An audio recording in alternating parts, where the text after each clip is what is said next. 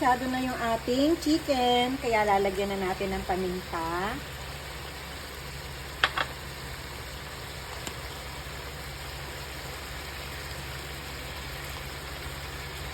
Lagyan na rin natin ng magic, pampasarap. At lagyan na rin natin ng timpla, patis. Isa pa. Ngayon, magdadagdag pa tayo dito ng asin maya-maya. Pagkalagay ng mga pampalasa, halu-haluin lang muna natin ng bahagya. At pagkatapos,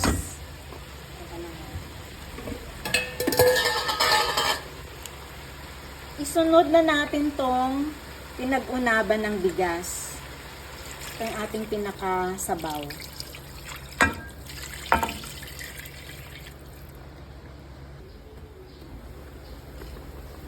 Nagdagdag pa tayo dito ng kaunting tubig. Kaya naglagay na rin tayo ng asin. Medyo malambot na yung ating chicken, kaya pwede na tayo maglagay ng sampalok. Dahil wala tayong mabiling bunga ng sampalok, kaya ang gamit natin ay powder na lang. Or sinigang mix. Lalagay na rin tayo dito ng sili para may bahagyang anghang, linamnam ng sabaw at aroma. At para mas lalo pang pasarapin ang ating sinampalukang manok, ay maglalagay din tayo ng murang sampalok, murang dahon.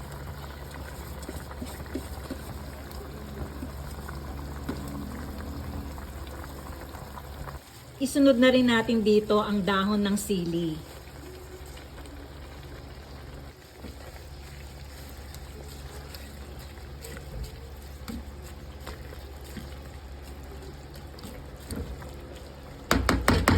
Tikman na natin kung tama ang ating timpla.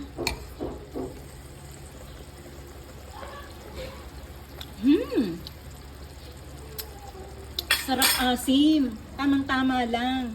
So sa puntong ito ay pwede na nating takpan, patayin ng apoy. At ready na ang ating sinampalukang manok.